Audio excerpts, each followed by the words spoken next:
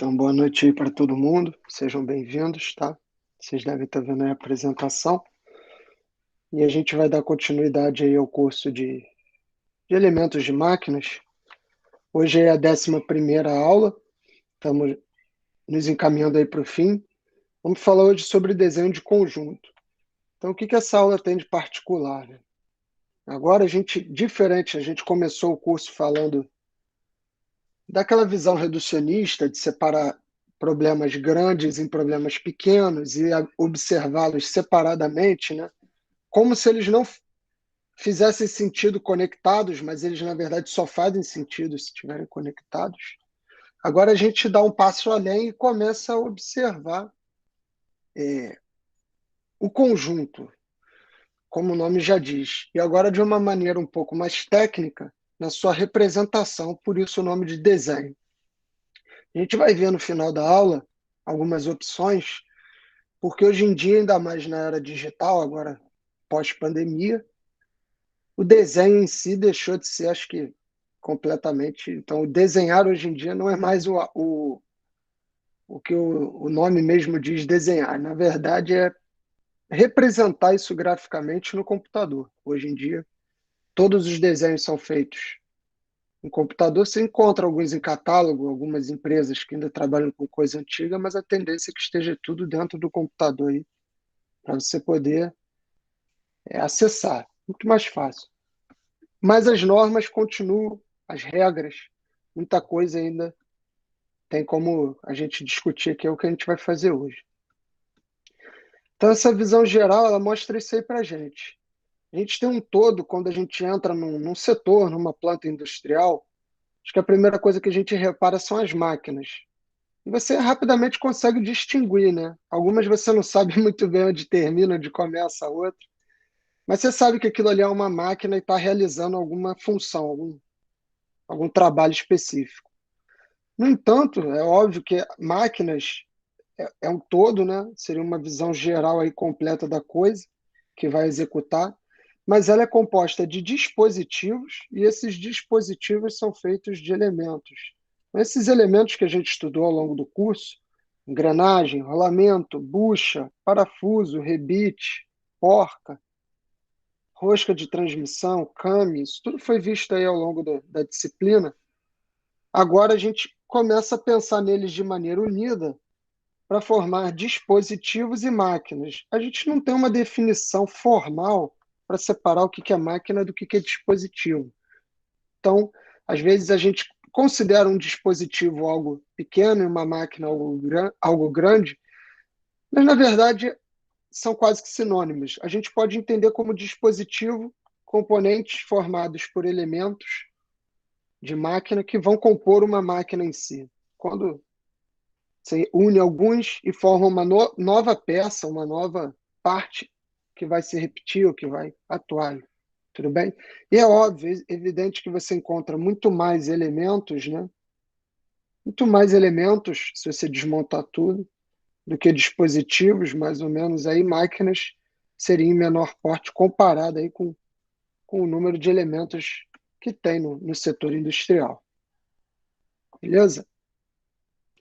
Presta atenção nisso. Então, a gente partiu daqui, né? A gente começou de juntas não permanentes, falando de parafusos, várias semanas atrás. E agora a gente tem uma maturidade maior para discutir sobre alguns mecanismos. Por exemplo, esse aqui é um mecanismo famoso, tá? A gente está vendo aqui em cima o mecanismo de biela, manivela, responsável pela atuação de motores, de, de atuadores, pistões. Você vê. Aqui você nitidamente tem o movimento de rotação sendo convertido, né, no movimento de translação. Aí. Isso aqui está girando com uma velocidade angular e através de elementos de máquinas, como polias, engrenagens, eixos, guias, buchas, você tem esse movimento. Isso daí pode chegar no mais alto grau de desenvolvimento tecnológico, outras aplicações, isso aí é só uma delas. A gente vê aí um braço mecânico, um robô, isso nada mais é do que um robô. E olha a precisão, quantos graus de liberdade ele tem, né? quanto que ele é capaz de varrer aí todo o bloco do motor que ele está aí inspecionando, ou usinando, ou polindo. Repara aí como que ele é avançado, né? Isso tudo a partir de elementos básicos que a gente veio estudando.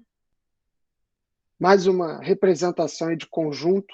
Então você tem os mais diversos tipos de mecanismos, engrenagens, composição, união, né? Combinações. Imagina quanta coisa você não pode fazer combinando todos esses elementos que a gente vem estudando. E isso que vai dar origem aos mecanismos em si que vão trabalhar ali repetidamente. Você vê que eles têm um movimento repetido, algo que um ciclo pré-determinado que vai se repetir. E por aí vai, né? Durante muito tempo, de preferência, se não quebrar logo. Se for bem fabricado, bem projetado e bem montado. É disso que a gente vai falar hoje, né? Também, da montagem desses componentes, como que eles são representados de maneira coletiva, agora que a gente viu, falou bastante de todos eles. Aí na esquerda a gente vê uma linha de montagem, linha de preparação aí de garrafas de vidro, e na direita a gente vê, por exemplo, uma estação de perfuração de poço de petróleo, onde, imagina, às vezes você tem barreiras geográficas, ou às vezes você tem uma cidade, né? O poço está construído, foi achado um poço em cima de uma cidade. Imagina que você tem aqui prédios, parques, escolas, hospitais, você não pode chegar lá.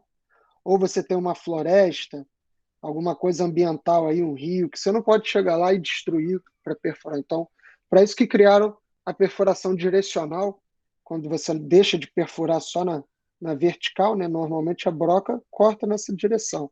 Aqui é o que eles chamam de direcional, perfuração direcional, onde você consegue angular isso daí e ir perfurando, né? Então você vê a cabeça do motor está lá em cima, como a gente viu no exercício aí na aula passada. Agora, a broca está aqui embaixo, né, cortando. Você vê aí a transmissão, a união, a guia, tudo acontecendo aí para esses processos de alta complexidade ocorrerem. E para isso você tem que saber montar. As peças hoje em dia não são fabricadas no local onde elas vão trabalhar, então as indústrias estão descentralizadas, você não necessariamente vai ter a fábrica daquela empresa naquele mesmo país onde ela mais atua. Muitas vezes o escritório dela está no país onde tem facilidades e burocracias, menos burocracia. Às vezes a fábrica dela está num outro país onde é mais lucrativo isso. Às vezes ela vende em outro país onde ela ganha mais. Isso tudo acontece. Então, imagina que o chinês tem que montar alguma coisa que o alemão fez, que o americano inventou. Vai imaginando, né? E isso daí não. Então, a linguagem matemática e de engenharia e técnica nos ajuda nisso, né? Faz com que, às vezes, muita gente que não domina o idioma vá trabalhar em outros países, embarcado nas plataformas em Singapura, por exemplo. E às vezes, mesmo sem dominar o idioma, você consegue se comunicar e completar o serviço. É bom que você saiba pelo menos o idioma neutro, né? Mas dá para fazer sem também. Você vê que os caras não sabem nada e a coisa acontece. Então, o navio é construído em Singapura, vai trabalhar nas Filipinas, com um monte de chinês e mais talvez você lá. Então, isso daí tem que funcionar. E para isso que a gente tem isso. Então, ó, isso é o que a gente chama de vista explodida, né? Quando você tem agora os elementos, e além disso, da preocupação de descrever cada elemento, você também está preocupado em descrever a montagem desses componentes. Então você consegue ter uma visão aí, uma ideia de como que vai ser a montagem, a composição, a posição de cada elemento na hora que eles estiverem trabalhando. E para isso você vai ter essas marcações aqui que vão nos auxiliar, como a gente vai ver na aula de hoje. Tudo bem? Isso é um desenho de conjunto. Vocês veem, tem algumas peças aqui, numa perspectiva isométrica, a gente já vai falar dela, onde você mostra aí todas as peças em separado. Então você mostra aí as porcas, né? Mostra essa outra peça, mostra essa cabeça aqui, essa parte curva aqui do mancal. Para quem não lembra, isso é um mancal, um elemento de apoio. Beleza? Bipartido, né? Porque você pode abrir ele aqui para montar, então essa parte aqui levanta, de cima. E ela vai ter uma coisa que é particular, que é a legenda, tema aí também da aula de hoje, a gente vai falar dela. Rótulo, tá? Essa lista aí de materiais que vai ter que aparecer. Vamos falar um pouquinho do papel de desenho. Para quem não conhece, tá? O desenho ele é feito em papéis específicos. Você não pode desenhar um desenho técnico corretamente em qualquer papel. Ele deve atender algumas normas, sendo uma delas essas dimensões especificadas aqui. Imagina se você vai, né, fazer do jeito que você quiser em cada lugar. Então tem que seguir essa regra. O maior de todos, e é bem grande mesmo, dificilmente você vai trabalhar com ele, né, no curso, nas disciplinas de aprendizagem, mas talvez na indústria, ou numa planta mesmo, em operações civis, você vai precisar analisar em A0, né? O A0 é esse todo aqui, ó, tá aqui, representado, é o maior de todos. E ele é conhecido, né, o formato A, então a sequência vai começar sempre com a letra A, e o A0 é conhecido por ter 1 metro quadrado de área. Então toda essa área aqui dele tem 1 metro quadrado. Tudo bem? E as dimensões em específico são essas aqui, 840 milímetros por 1189. Aí o que acontece? Se você vier aqui e cortar, né? Se você dividir ele aqui na metade, posicionou ele assim, deitado, tá? Você pode olhar ele em pé. Também poderia, desde que você dê o corte na direção correta. Então, cortou ele aqui na metade, assim, na vertical, já que ele está deitado, e pega só essa outra parte aqui, ó. Só essa parte aqui vai te dar o que eles chamam de, então, A1. Tudo bem? E aí, se você pegar, é óbvio que ele vai ter as dimensões da metade do A0. Então, se você pegar ele novamente agora e cortar assim, ó, na horizontal, pegar essa parte aqui, ó, aí você tem o que eles chamam de A2. Tá? Para quem não conhece, fica sabendo aí como que isso é padronizado e qual que é a nomenclatura que usa. Repetindo o processo, ó, se você cortar aqui de novo, na metade agora na vertical, ó, você chega no que eles chamam de A3. Esse daqui deve ser mais comum para vocês. Às vezes você vai fazer um trabalho de desenho técnico, alguma coisa talvez antes da pandemia que era presencial, você tinha que usar o A3, a gente já vai ver por que ele, para algumas aplicações, é melhor do que o A4. E se você cortar aqui novamente, você chega no mais comum, que acho que é o que a gente conhece aí, que vocês, logo a criança tem contato, né? Compra aquela folha, aquele chumaço de folha de papel, vem nesse tamanho aqui A4, beleza? Que é famoso por ter 210 milímetros por 297.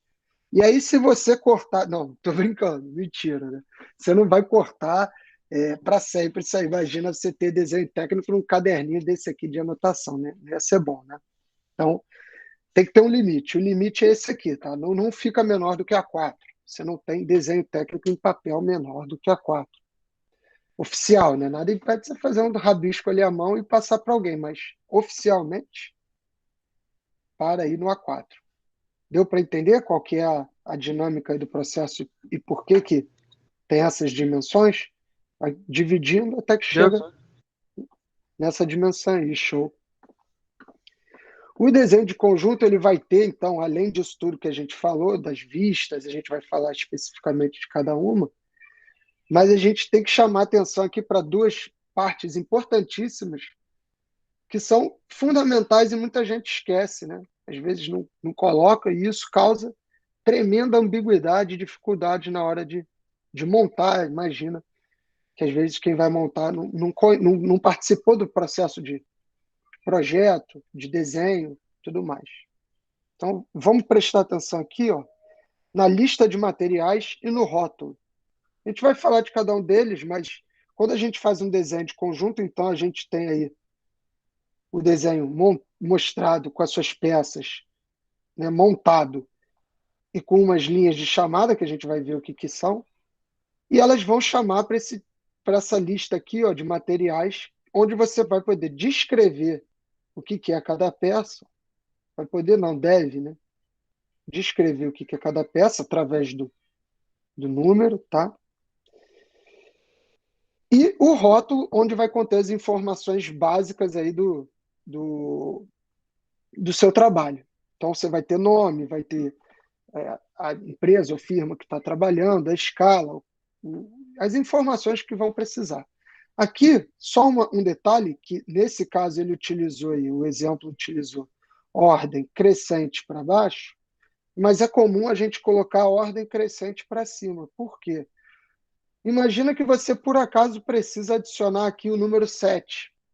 Ficou faltando um, você esqueceu, quer adicionar. Você vai ter que apagar todo mundo aqui e reescrever, né? Enquanto que se você fizer assim, 1, 2, 3, 4, 5, se tivesse que colocar mais um aqui, o 7, né? Era só colocar aqui em cima. As duas estão corretas, tá? Não tem problema não. É óbvio que a ordem tem que ser respeitada, tem que ir do menor para o maior sempre, ou daqui para baixo, mas só uma dica que nesse sentido aqui acho que fica mais prático. Se você inverter como está aí, tudo bem? Vamos falar da escala. Não sei se todo mundo aí já ouviu falar, está habituado com escala de desenho. Normalmente você tem uma escala para aumentar ou diminuir, para representar alguma coisa de uma forma aumentada ou menor, né? Então você tem a escala natural. A escala natural seria simples, né? 1 para 1. Ou seja, o que é a escala? Quando você vai desenhar, vamos dar o exemplo aí da escala de redução. Por exemplo, um quarto, né? Um cômodo aí da sua casa. Então, quando você vai desenhar, você vai lá e mede a parede e percebe que ela tem 3 metros de comprimento, por exemplo. Então, você vai lá e coloca na cota, né, 3 metros. Você pega aqui o seu desenho, imagina que você quer o real, né? Então, o seu desenho fica menor do que o real, já que é uma escala de redução. Você vai lá e vai colocar 3 metros no seu desenho. Mas não tem como você desenhar em 3 metros, né? Porque a folha acaba e não faz sentido. Então, para isso, você precisa de uma escala. Quando você pega uma régua, um paquímetro, vai lá e mede quanto que realmente isso aqui tem de verdade, então esse comprimento aqui de verdade tem, vamos supor, 300 milímetros, né? Então você vai pegar e vai ver, ora, eu estou representando aqui 3 metros em 300 milímetros. Qual seria a escala aí de redução? Você pegaria isso aqui, né, e faria o real sobre o seu desenho. Então, quer dizer, o desenho sobre o real. Então, seria o desenho sobre o real.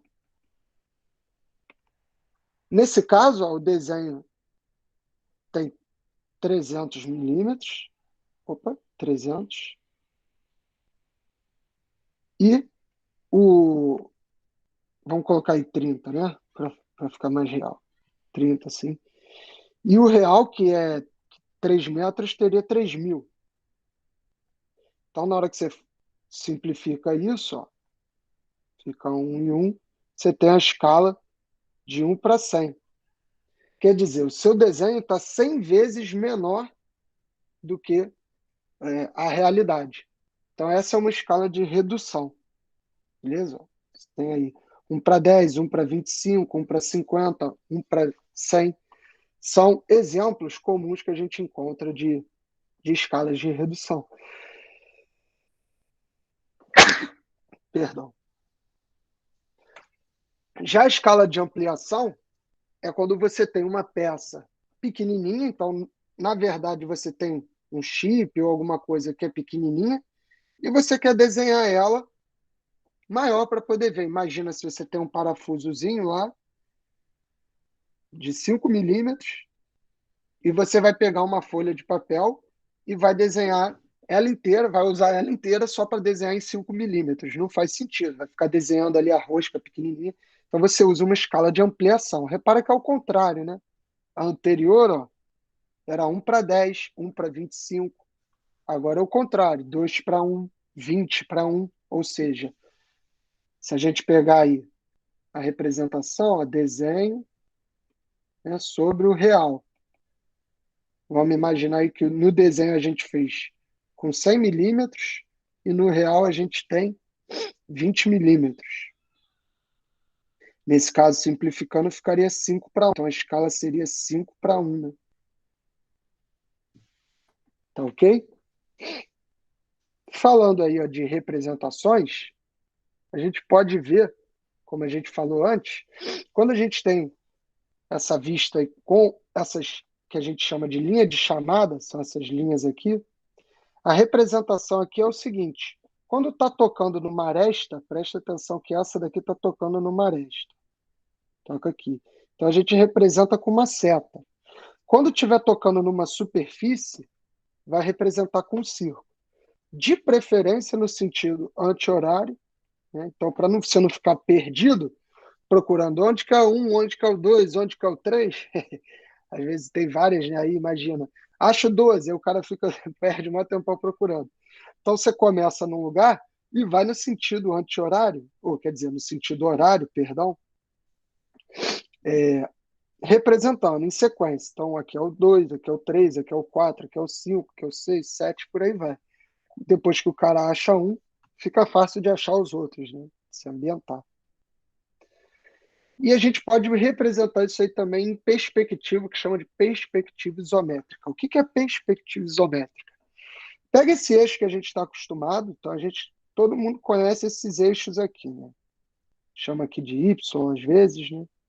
Pode chamar de Z também. E esse aqui de X. Todo mundo está acostumado a trabalhar com isso. Então, se você pegar isso aqui e mover esses dois, né, a partir desse ponto, você move isso daqui para cá, esse eixo X, 30 graus, e esse outro aqui, que seria o menos X, 30 graus para cá também, ele passa aí o Y, né? Porque está em 3D, a gente tem o que chama de perspectiva isométrica. Repara que agora a horizontal não é mais essa daqui. A horizontal agora é sempre, todas as linhas vão estar fazendo, ó, 30 graus, né, com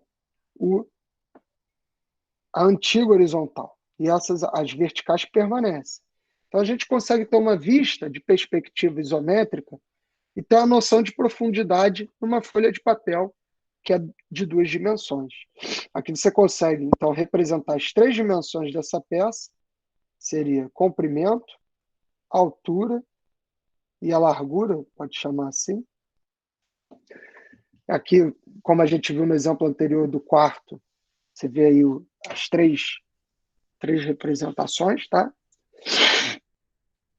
E isso é muito útil em desenho de conjunto. Na hora que você vai ver, por exemplo, a vista explodida, não montada, a vista separada, né? Pode ser chamada aí, ó, separada, não montada, explodida, que você tem os objetos de forma separada, ordenados. Então você vê a linha de chamada aí, mostrando a chaveta, o anel de fixação, a arruela.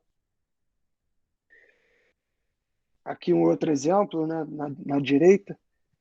E isso tudo vai auxiliar na hora de montar. Tem que seguir essa ordem, seguir essas regras. Repara que isso aqui estão a 30 graus, ó, na perspectiva isométrica. Tudo aí a 30 graus, para você conseguir ver as 3 dimensões dos objetos e um pouco de como é que fica a montagem.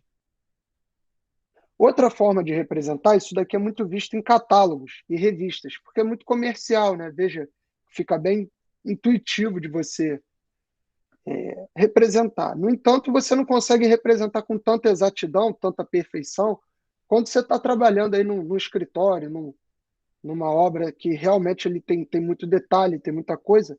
Então, o que é utilizado é a projeção ortográfica. Nada mais é do que o quê? Você pega essa peça e vai agora olhar ela nesses 3 planos que a gente estava comentando. Então, você vem e olha daqui, né? Se você olhar aqui, ó, sim, você vai ver isso daqui, esses 2 retângulos, que é essa parte daqui e essa outra daqui. Aí você vem e olha de cima. Falei de cima. Vendo de cima, ó, você vai ver essa parte aqui e essa outra aqui, né? Tá aqui embaixo, representado, como vocês podem ver. E se olhar daqui de frente, você vê essa outra aqui, né? Que é justamente essa outra parte aqui. Então, repara, você tem aí as três vistas, superior ou inferior, frontal ou traseira, e lateral direita ou esquerda, para representar. Então, ao invés de você ficar fazendo com perspectiva isométrica, você pode mostrar também essas três aqui, ó, que já contempla aí. Você não vai mostrar as seis, né? Porque é redundante. Então, três, você tem que ser capaz de, com três vistas, passar todas as informações daquela peça ali, daquele conjunto, do que for. Tudo bem? A legenda ela tem que ter o rótulo e a lista, né? Então, o rótulo vai conter propriedades como nome, desenho, né? O tipo de desenho, entre parênteses, a gente vai ver que tem desenho de conjunto, desenho de detalhe, desenho de componente, o nome do desenho, título, né? A escala, a gente comentou, a unidade de medida, isso é muito importante, para não confundir, pelo amor de Deus, se está em milímetros, se está em centímetros, se está em polegada, o que, que é isso aí? Tem que especificar sempre a unidade.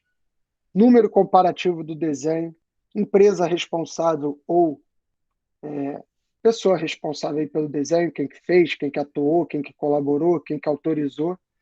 A autorização entra aqui, ó, a assinatura dos responsáveis e a data é fundamental também, até para as atualizações. Então, daqui a pouco você precisa mudar o projeto, você gera uma nova versão, tem ali todas as atualizações, como que o projeto andou. Quantidade vai aparecer na lista, lembra dos materiais? Então você vai dizer quantos, às vezes você tem mais de uma porca, num flange, uma conexão parafusada, você não precisa desenhar os 8 parafusos se eles são iguais. Você desenha um e fala que tem 8. A identificação, o material e as dimensões. Olha aí as dimensões, vamos ver. Você pode representar, como a gente falou, essas três dimensões: largura, altura e comprimento, quando você tem uma peça prismática, assim, ou, de forma mais fácil, diâmetro e comprimento, se você tiver uma peça cilíndrica. Então, você não precisa dar três dimensões para um cilindro, para um parafuso. Basta que você diga o diâmetro e o comprimento dele. Você pode dizer como é que é a seção transversal. Repara nessa daqui, ó. Ele está dizendo que é uma seção retangular. Ele diz aí o material, ó, presta atenção, cor. É um aço ABNT 1010-20, né? 1020. Isso quer dizer que vai ter mais ou menos aí 0,1 a 0,2% de carbono no aço. São informações que você pode ir dizendo, né? Hashtag não é a das mídias sociais. Isso aqui é muito mais antigo que as redes sociais. Então, a hashtag quer dizer um padrão de superfície que a gente vai ver, tá? Se você pode ter um corpo cilíndrico, como é o caso do parafuso, então aqui ele mostra só o diâmetro, né? E por aí vai. E no rótulo você tem aí nome, no caso se for um trabalho escolar, vai ter aluno, professor, unidade, como a gente falou, turma. Uma empresa não vai ter, na hora de trabalhar você não vai botar turma, mas no trabalho vai, né? As dimensões aí do papel, alguns detalhes que você vai representar, então o tipo de acabamento, repare, esse daqui é o número 3. Então, quando você tem lá a vista explodida ou o desenho, né, em projeção ortográfica, você tem as linhas de chamada e vai ter o 3. Na hora que você for olhar, quem que é o 3? Tem que estar bem claro isso na hora que você pegar o desenho. Então, pegou, ah, tá, beleza. E de preferência em ordem, depois do 2 e antes do 4. Você vai brincando, você começa a trabalhar, daqui a pouco as folhas já estão todas embaralhadas. É bom manter a organização. Mas, enfim, e aqui você tem alguns padrões de rugosidade de acabamento. No caso, se for um acabamento geral, onde você só vai cortar a peça e terminar ali, você representa dessa forma aqui.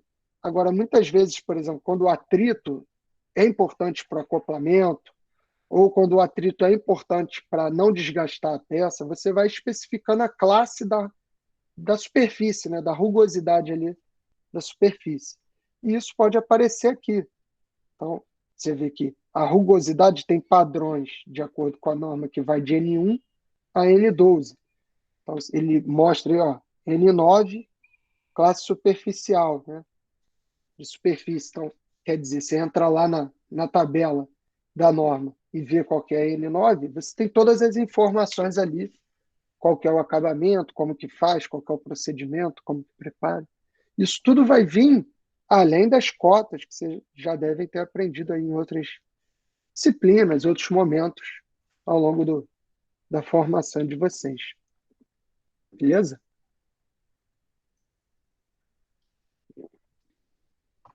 Show. Estamos nos encaminhando aí para o final, galera. Tolerância, ó, é outro aspecto importantíssimo que a gente tem que falar.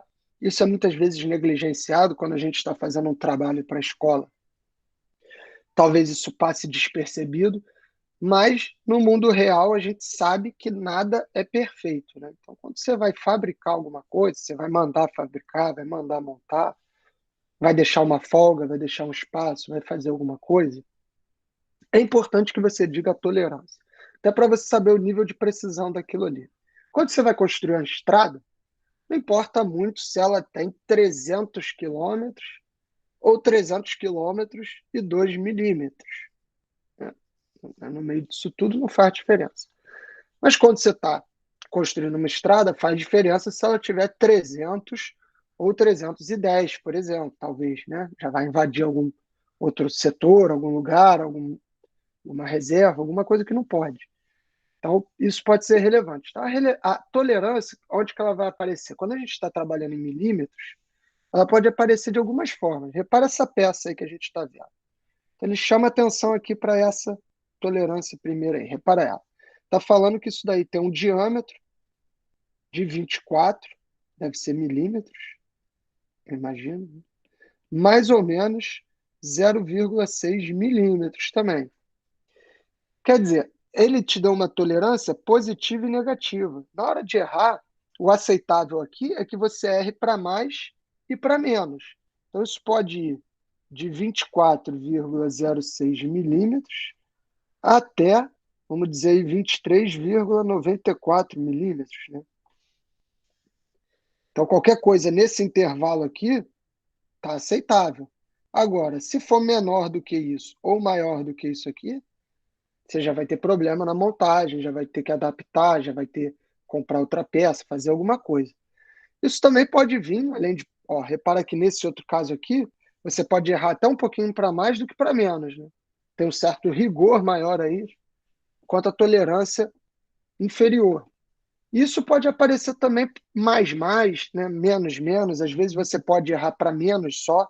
Você quer fazer alguma coisa que tem que encaixar aqui. De forma alguma você pode errar para mais, né? Já que tem que encaixar. Você vai acoplar alguma coisa aqui, né? Vamos supor. Sim.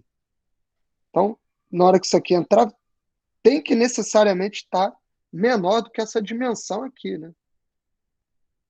Aí você imagina, você vai colocar lá, vamos supor, 12 milímetros menos, né, 0,1 milímetro, beleza? Menos 0,2 milímetros. Isso quer dizer que você pode errar entre, né, menos 0,1 e menos 0,2, mas de jeito nenhum para mais. Então, essas representações podem aparecer de acordo aí com a tolerância, com o projeto que você está trabalhando. Isso daí tem que ficar atento, não esquecer, não negligenciar, não bypassear, porque uma hora, cada vez que você pula uma etapa, se adia um problema, tá? Como eu estava dizendo, a gente viu bastante o desenho de conjunto, acho que foi o principal da aula de hoje. E a gente tem também o desenho de componente, a gente chegou a falar, e o desenho de detalhe. O desenho de detalhe é o seguinte: imagina que você quer representar alguma coisa que está aqui. E a sua escala não te permite, porque você já está usando uma escala para fazer essa peça. Quando você vai fazer uma coisa que é muito menor ainda, às vezes fica né, difícil de você desenhar, vai ser uma coisa que às vezes ultrapassa do limite aí do que você pode e consegue desenhar, para mais ou para menos. Então você pode chamar no desenho de detalhe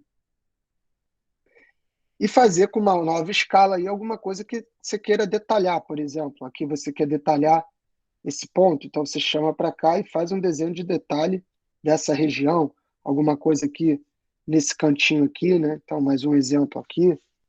Você pode pegar esse aqui, nesse caso ele está vindo aqui, ó. Esse dá para ver. E chama para cá, né? Então aqui você consegue, ó, ver que aqui tem um desenho, um detalhezinho, alguns números que talvez não dariam para representar ali. Fica muito melhor representado assim. E é uma opção aí que você tem, né?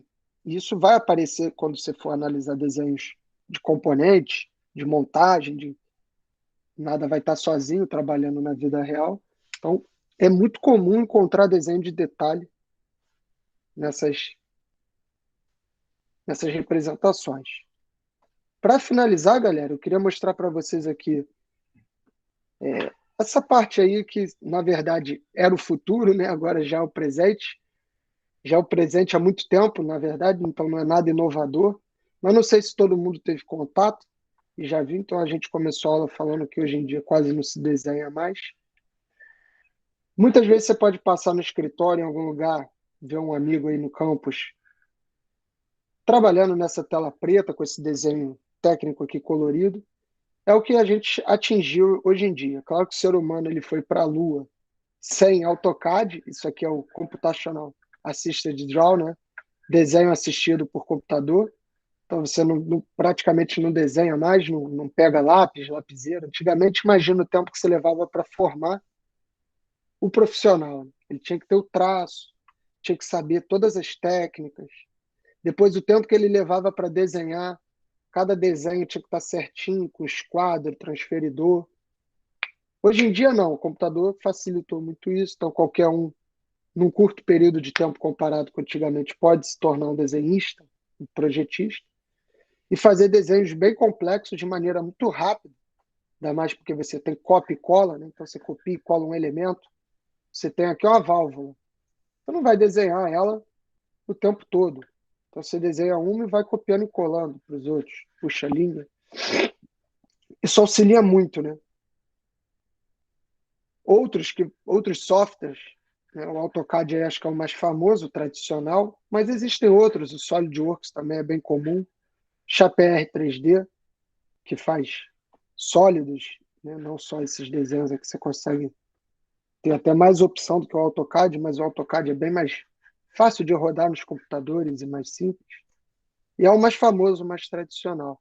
Então, se alguém for trabalhar com desenho de conjunto, for fazer, editar, mudar, quiser projetar alguma coisa, mostrar um serviço bem feito, esse aqui é o caminho, né? Hoje em dia, você faz aqui e o desenho fica bom, depois você consegue editar sem ter que apagar, você copia ele e já parte, né? Imagina que você tem que fazer outro, você não precisa preencher a legenda, tudo de novo, você só troca e atualiza. Então, são vantagens. Muita gente vai trabalhar também, pode trabalhar aí na área de operações. Então, vai trabalhar com máquinas operatrizes, estampagem, estamparia, torno, fresa, usinagem, tudo aí que vocês estão vendo, né? Então, o robô aí furando essa chapa, olha o padrão que ele consegue reproduzir e a velocidade que ele consegue fazer isso. Então, o mais habilidoso aí dos operadores, se tivesse que reproduzir uma chapa dessa aqui, ó, demoraria certamente muito mais tempo e não atingiria esse padrão de perfeição. Olha quantas ranhuras, quanta coisa essa máquina aqui, essa peça precisa ter para trabalhar. Então, dificilmente você conseguiria esculpir o tempo que você levaria para esculpir, que seria muito grande. Nós já ultrapassamos essa era, então, muita gente vai trabalhar com desenho, muita gente vai trabalhar operando aí. E vai ter a galera que vai trabalhar na parte de projeto. Então, não sei se já teve contato. Isso daqui chama simulações numéricas. Tem várias maneiras de você fazer simulações numéricas. Uma das mais famosas é o método de elementos finitos, onde você, novamente, aí divide. Ó. Imagina uma peça dessa aqui, você divide no que é chamado de malha, em vários elementos finitos, onde você sabe muito bem onde ele começa, onde ele termina. Você sabe muito bem os limites desse elemento. E você começa a modelar. Então, você coloca as propriedades, o tipo de elemento que você quer usar, a malha que você vai utilizar. Claro que isso influencia na solução. Você consegue simular para não precisar construir. Então, imagina, você tem uma peça dessa, quer saber se ela vai aguentar uma força X, força tal que está aplicando aqui. Você não precisa construir, gastar dinheiro, ir lá e comprar uma máquina perigosa que vai puxar isso aqui para testar. Você pode simular isso antes e ter uma noção bem próxima da realidade. Então, você vê, muitas vezes vocês veem esses desenhos, repara que a cor aqui, ó, ele está ensaiando, então simulando essa peça aqui, de suspensão, e repara que a cor vai mudando. Então, conforme o movimento vai acontecendo, as tensões, que lembra lá do início do curso, a tensão numa peça, ó, ela vai aumentando em algumas regiões, chegando à máxima aqui e mínima na extremidade aqui. Então, você consegue prever onde que provavelmente ela vai falhar. Você vê que essa orelha aqui está tendo muito mais solicitação que essa, né? Ó, como é que puxa? Isso aí é outra parte interessante aí que vocês podem explorar, caso um dia queiram dar continuidade nesse assunto aí. Beleza, pessoal? E com isso eu passo a palavra a vocês. Se alguém quiser perguntar alguma coisa, quiser falar, fica à É, vontade. a gente teve uma matéria de AutoCAD no semestre passado, foi muito bacana, a gente viu muita coisa que o senhor mostrou hoje. Ah, que bom. Dá uma base boa, é importante. Hoje em dia é fundamental, né? O profissional sair formado com a noção de computadorização. Eu, quando saí da faculdade, pouco sabia de simulação, de programação. Tive que aprender isso tudo depois, né? Então, porque ainda trabalhava pouco com isso. Hoje em dia, a gente está caminhando cada vez mais para esse caminho aí, essa direção, né?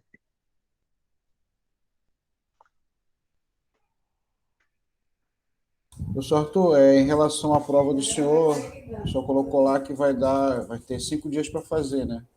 Isso. A prova vai ficar disponível lá para vocês enviarem. Eu vou deixar ela disponível numa segunda. E vocês vão ter aí até sexta-feira para fazer. Claro que pode consultar o que vocês quiserem, mas o ideal não pode ter compartilhamento de informação entre os alunos. Então, a prova é individual. Então, um não pode perguntar para o outro. No entanto, se vocês quiserem acessar a internet, livros, o que vocês quiserem, fica a critério aí de vocês. Mas vai ser uma prova básica, aquela tipo 10 questões, né, entre cálculos e parte Isso. teórica. Vai ter parte teórica e parte de cálculo, vai ter questão fácil, questão difícil. Na semana que vem a gente vai fazer uma revisão das questões, né? Algumas questões parecidas com o que vão cair na prova para vocês terem uma noção, verem o nível direitinho e se prepararem legal. Então, assim, se quiser ir estudando, vejam esses exercícios que a gente foi fazendo nas aulas. Então, toda vez que eu apresentava um elemento, eu mostrava alguns exercícios, fazia exemplos. Então, esse é o caminho. Vai cair parecido com aquilo ali. Show de bola. Valeu, obrigado. Beleza? Fechou. Então, show, galera. Um abraço aí para vocês. Fiquem com Deus. Valeu, professor. Tudo de Boa bom semana, aí. professor. Valeu. Boa noite. Igualmente. Tchau, tchau, gente.